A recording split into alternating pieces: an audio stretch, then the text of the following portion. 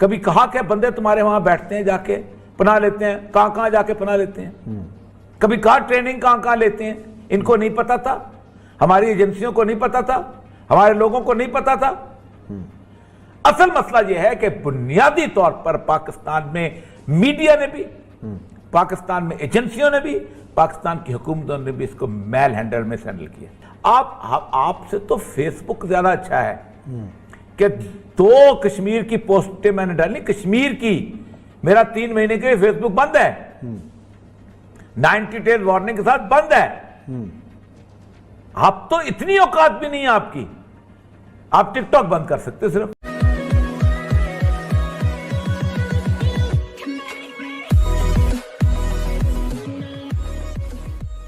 نمسکار دوستو, یہ ہے وائرل فیکٹ اور اس ویڈیو میں اوریا مقبول جا کا کہنا ہے کہ میں نے جب کشمیر کے بارے میں ایک دو پوسٹ لکھی فیس بک پہ, تو فیس بک نے میرا اکاؤنٹ 3 مہینے مطلب کہ 90 ڈیز کے لیے سسپینڈ کر دیا.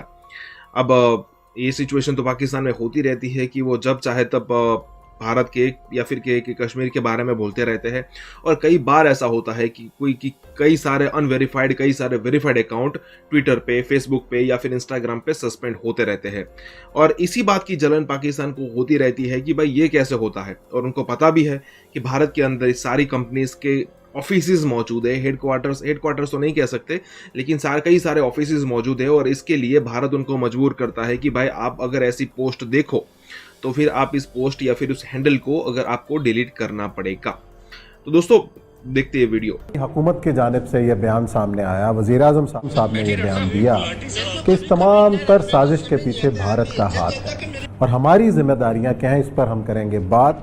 پروگرام کے اندر ذکر کریں گے بڑھتی ہوئی مہنگائی کا, اور خاص جو اس بار ٹاسک دیا ہے وزیر اعظم نے ٹائیگر فورس کو کہ وہ مہنگائی کم کرنے میں اپنا کردار ادا کرے گی. آج کی اطلاع کے مطابق تو یہ ہے کہ پنڈی کے اندر کئی جگہوں پر چھاپے مارے گئے ہیں. وزیر اعلیٰ پنجاب نے بھی جو ہے وہ آج اجلاس کی صدارت کی ہے کہ مہنگائی کو کس طریقے سے کنٹرول کیا جائے. اور یہ صاحب ایک اور عالم دین کا قتل, ایک اور دینی شخصیت مولانا عادل خان شہادت کے سفر پہ روانہ ہوئے. تو یہ جو واقعات ہیں, ہم بار بار اپنے پروگراموں میں یہ کہہ رہے تھے کہ سب سے بڑا جو خطرہ ہے فرقہ واریت کا ہے, اور صبح جو ہے وفاقی وزیر بیان دیتے ہیں اور شام کو یہ واقعہ پیش آتا ہے. اور بلکہ آج تو سندھ گورنمنٹ نے مطالبہ کیا ہے کہ شیخ رشید صاحب کو بھی شامل تفتیش کیا جائے. بہرحال الگ بات ہے, لیکن ہم جب یہ کہتے ہیں کہ بھارت یہ چاہ رہا ہے, کہ بھارت کی یہ کوشش ہے کہ پاکستان کے اندر یہ آگ بھڑکائی جائے, تو پھر ہم بحیثیت حکومت, ادارہ اور بحیثیت عالم اور علماء جو ہیں ان کی ذمہ داری کیا ہے؟ دیکھیں, پہلی بات یہ ہے کہ ایک تو ٹھنڈے دل سے اس کا انالیسس کرتے ہیں, بھارت کو بعد میں لے کے آتے ہیں. چنگاری آپ کے ہاں ہے تو اب بھارت آتا ہے نا. اگر آپ کے ہاں چنگاری نہیں ہے تو بھارت کیسے اس کو آگ لگا سکتا ہے؟ کوئی نہ کوئی کیفیت ایسی ہوتی ہے. موقع فراہم کرتے ہیں آپ. 3-4 چیزیں ایسی ہیں کہ جنہوں نے پاکستان کے اندر فرقہ واریت کو مس ہینڈل کیا. فرقہ واریت شروع ہوئی ہے 1980 کی دہائی. یہ بات ہر ایک کو ماننی چاہیے, میرے شیعہ بھائی بھی ہیں ان کو بھی ماننی چاہیے, میرے سنی بھائیوں کو بھی ماننی چاہیے, اگر آپ نے آج واقعی ایک سچے دل سے انالیسس کرنا ہے. 1974 میں قادیانیوں کو آپ نے اقلیت قرار دیا, اس کے بعد قادیانیوں کا معاملہ ختم ہو گیا ہوا تھا, ہر چیز تھی, وہ اپنے باہر چلے گئے, پاکستان کو اقلیتوں کے ساتھ ساتھ انہوں نے نتھی کرنا شروع کیا. 1979 کے ایران انقلاب کے بعد سعودی عرب, باقی لوگوں نے تھریٹنڈ فیل کیا, یہاں پر بھی ان کی ایکٹیویٹیز شروع ہوئی. یہ بھی طے ہے, حقیقت ہے. سعودی عرب نے بھی آ کے یہاں پر پنجے گاڑنے شروع کیے, پیسہ دینا شروع کیا, دونوں تنظیمیں مختلف بنی آہستہ آہستہ. ہوا یہ کہ پاکستان کا میڈیا اور باقی سارے لوگ جو ہیں, ایک تصور بنا ہوا ہے کہ پاکستان کو اقلیتوں کے لیے ایک غیر محفوظ ملک بنا کے سب پیش کرنا ہے. اس لیے وہ تمام تر لوگ جو لسٹ میں آتے تھے, جو کہ اکثریت کے تھے, وہ کبھی پیش نہیں ہوئے. میں آج بہت تفصیل سے اس پہ بات کرنا چاہتا ہوں. عیسائیوں پہ 2 مسئلہ ہو جائیں کوئی بات نہیں ہوتی, لیکن اگر 2 مسلمان عیسائی مار دیں یہاں پر, کوئی لاہور شہر کے اندر آگ لگا دیں, زندہ جلا دیں, تو اس کی کوئی خبر نہیں آتی اقلیت تک سے. इसी तरह बाकी जगह भी तशय्यो के यहाँ धमाके हुए, बाकी चीजें हुई, ये सारा कुछ हुआ। किसी शख्स ने खड़े होके पाकिस्तान हो, पाकिस्तान का मीडिया हो, पाकिस्तान की हुकूमत हो, कभी इन दो मुल्कों को कहा कि तुम बकवास बंद करो, ईरान और सऊदी अरेबिया को? कभी कहा कि बंदे तुम्हारे वहां बैठते हैं, जाके पनाह लेते हैं, कहां जाके पनाह लेते हैं? कभी कहा ट्रेनिंग कहां लेते हैं? इनको नहीं पता था, हमारी एजेंसियों को नहीं पता था, हमारे लोगों को नहीं पता था। असल मसला यह है कि बुनियादी तौर पर पाकिस्तान में मीडिया ने भी, पाकिस्तान में एजेंसियों ने भी, पाकिस्तान की हुकूमतों ने भी इसको मैल हैंडल में हैंडल किया। अब आज के ताजा वाकयात की बात बताएं। यहां चीखा हूं मैं, अकेला बंदा चीखा हूं। मैंने वो वीडियो चलाई, हमारे शिया भाइयों के शेखुल उलमा जो मर्जे होते हैं, उन्होंने बकायदा दुख के अंदर प्रेस कॉन्फ्रेंस की कि क्या कर रहे हो तुम लोग? हम एक बंदे पर पाबंदी लगाते हैं, तुम एक बंदे को उठाते हो, उठा के उसकी वहां करते हो, जाके बाहर भिजवा देते हो। इमरान खान साहब को नहीं पता कि उनके सामने बाकायदा वीआईपी लॉन्च की वीडियो रखी गई है कि कौन लेके गया उसको बाहर और किसने भेजा? तब जाके आपको होश आया। ये क्या हो रहा है? मसला पता है क्या है? हम छोटे छोटे मुफादात की बुनियाद के ऊपर इतने इतने बड़े बड़े कत्ल करवाते हैं, इतने बड़े बड़े लोगों को शहीद करवाते हैं, छोटे छोटे मुफादात। फिर इस सारे सिनेरियो के अंदर जो कुछ हुआ, आप मुझे ये बताएं, आपके 4 मामलात किसी किस्म के आप उठा के सोशल मीडिया के बंदों को बंद कर देते हैं। ये भरा पड़ा है सोशल मीडिया। कहां क्या कर रही है आपकी एफबीआई, एफआईए क्या कर रहे हैं आपके बाकी सारे लोग? कोई कुछ नहीं। गंद चलता रहे, तकरीरें चलती रहें, फिरकावारियत चलती। आपसे तो फेसबुक ज्यादा अच्छा है कि 2 कश्मीर की पोस्टें मैंने डाली, कश्मीर की।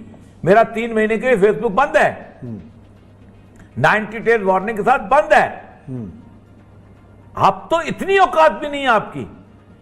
आप टिकटॉक बंद कर सकते सिर्फ, चलो वो भी अच्छा किया कि आपने बंद कर दिया। लेकिन मसला सारा यह है कि आप मुझे ये बताइए कि क्या पाकिस्तान में ये जो सारा कुछ चल रहा है, फेसबुक अकाउंट या जो कुछ, जहां से ये सारा कुछ, ट्विटर जो है, इससे क्या पाकिस्तान में पीएचडी पैदा हो रहे हैं? इसमें क्या पाकिस्तान से कोई आइंस्टाइन निकल रहा है? मतलब चलो यूट्यूब में तो चलो हमने मान लिया कि उसमें इल्म होता है, लोग सीखते हैं सब कुछ। ये जो सोशल नेटवर्किंग की साइट्स हैं, इससे क्या पैदा हो रहा है भाई? इससे कौन सा इल्म है जो जनरेट हो रहा है? लेकिन नहीं, एक तो यह है कि पूरे का पूरा मैल हैंडल हुआ है पहले दिन से। हमेशा एक तसव्वुर ये देना शुरू किया है कि पाकिस्तान की अक्सरियत सुन्नी जो लोगों की वो जालिम है। दूसरा, यकीनन शिया हमारे भाई मजलूम हैं, लेकिन मैं आपको लिस्ट गिनाऊं तो बराबर हो जाता है। फिर मैंने बार बार कॉलम लिखा, मैंने कहा देखो बात सुनो, हमारे उलमाए किराम का सबसे बड़ा रोल ये था कि एक शिया अगर आलम फौत होता था तो सुन्नी उसके जनाजे में जाते, और एक सुन्नी अगर आलम होता था शिया उसके जनाजे में जाते। जनाजे बहुत कमाल की चीज़ होती है। अभी मुझे अच्छी लगा, उन्होंने जो क्या नाम है वो जो है शहनशाह नकवी, उन्होंने बाकायदा इसके ऊपर अपना वीडियो रिकॉर्ड कराया, स्टेटमेंट रिकॉर्ड कराई कि उन्होंने बाकायदा शहीद का लफ्ज़ कहा। हालांकि पाकिस्तान के ये जो कमीनगी है ना पाकिस्तान की मीडिया की, उन्होंने किस जगह कत्ल लिखा, किस जगह जांबाक लिखा। मतलब पाकिस्तान की मीडिया मैं आपको एक बताऊं, पाकिस्तान में मीडिया की कमीनगियों को निकाल दिया जाए ना तो पाकिस्तान बहुत ठीक हो जाता है। जानबूझ के एक आग लगाने वाली सूरत पैदा करना, जानबूझ के अपने उसको पोर्ट्रे करने को, तो उन्होंने बहुत अच्छा किया शहनशाह नकवी साहब। असल मसला उस्मान साहब ये है, अब इंडिया कहाँ आता है? अब मेरे पास एक रिपोर्ट पड़ी है, हम कल इस पर बड़ी तफसील से डिस्कस करेंगे। आपको याद होगा कि मैं आज से तकरीबन 1 साल से कह रहा हूं कि इंडिया जो है इस वक्त hub of all the al Qaeda अंदर एक्टिविटीज। मार्च 2020 में उन्होंने अपना हेडक्वार्टर शिफ्ट कर दिया था अलकायदा ने इंडिया में। 2 ऐसे लोग हैं कि जो जिनके बारे में बड़ी प्लानिंग हो रही थी। एक तो ये था कि गिलगित बल्तिस्तान में आगा खानी है, इस तरह ताजिकिस्तान क्रॉस करें तो क्रॉस में ताजिकिस्तान है, उसमें भी आगा खानी है। उनका एक बड़ा सेंटर बना, इंडियन कल्चर सेंटर सबसे बड़ा कल्चर सेंटर है वहां पर, दुशंबे के अंदर। इस तरह यहाँ पर था कि अगर हमें कभी अलहदा करना पड़ जाए इसको, सेंट्रल एशिया को और ये सारा कुछ, तो हम इस जगह पे इंडियन इन्फ्लुएंस हो। ये जो इंडिया का इन्फ्लुएंस है, ये जो फॉरेन पॉलिसी की रिपोर्ट है, आप अंदाजा करें कि उसमें ये कहते हैं कि India was the birth place of the Deobandi movement, sect that was source of the ideas for the Taliban in the conflict in the Kashmir has for years been relying a cry for the extremist groups. ठीक, a major turning point in Indian and Central Asian involvement in the global jihadist movement वो Syria. वो कहते ये हैं कि Syria में जो लोग गए हैं वो भी इंडिया की तरफ से गए हैं, उसने अपना इन्फ्लुएंस वहाँ बिल्ड करने के लिए वहाँ के लखनऊ के लोग जो हैं उनको वहाँ भर्ती कराया, और वो जाके वहाँ, आपको पता है कि 30,000 लोग थे कि जो लखनऊ से ट्रेंड होके सीरिया पहुँचे थे और उन्होंने कहा था कि हम जाएँ, एक रिपोर्ट आई हुई थी। सही है। लेकिन असल मसला यह है कि हम कहाँ खड़े हैं। ये जो आग जो लगी है, इसकी 2-3 वजूहात ऐसी हैं कि जो मैं यहाँ बयान नहीं कर सकता। इसलिए बयान नहीं कर सकता हूँ कि बड़ी नाजुक है। चले नाजुक है, लेकिन औरिया साहब जो बैसियत उलमाए कराम मिली यकजाती कौंसल बनी, बाकी जितने भी ऐसी तंजीमें बनी, चले वो तो है कि वो एक चिंगारी तो है हमारे अंदर, लेकिन हम इस आग को खुद कैसे बुझा सकते हैं? हम देखिए, हम गिरफ्तारियों में बैलेंस नहीं है, हम नहीं बैलेंस। और अब आखिर उनको पता चल गया है कि हम क्या करने वाले हैं और ये हो क्या रहा है। यानी ये जो रिपोर्ट्स मैंने आपको बताया ना, जो उसकी रिपोर्ट सामने लाई गई है, तब उनको पता चला है कि उनके अंदर कौन से लोग घुसे हुए थे। अब 2-1 दिन से इस शहादत के बाद इस वक्त तमाम आई एजेंसीज के अंदर एक ट्रेम्बल है। मैं एक आपको वाकया बताऊं, जफर हिलाली साहब वहां पर मौजूद थे। जफर हिलाली साहब जो थे उसके बेनज़ीर के पास एडिशनल सेक्रेटरी थे। उन्होंने कहा कि एक दफ़ा बेनज़ीर की ईरानियन के साथ थोड़ा तल्ख कलामी हो गई, तो ईरानी सफ़ीर मेरे पास आया, तो उसने कहा अपने प्राइम मिनिस्टर को बता दो कि हमारे साथ पंगा मत ले, हम 75,000 आर्म्ड लोग जो हैं किसी भी वक्त गलियों पे ला सकते हैं। धमकी बकायदा खुली, और उन्होंने जफर हिलाली साहब आज जिंदा है, दुनिया भी जिंदा है, ईरानी सफ़ीर भी जिंदा है, सब। तो अब उनको अंदाजा हुआ है कि हमें बता देना चाहिए उन दोनों मुल्कों को, सऊदी अरब को भी, बाकी लोगों को भी।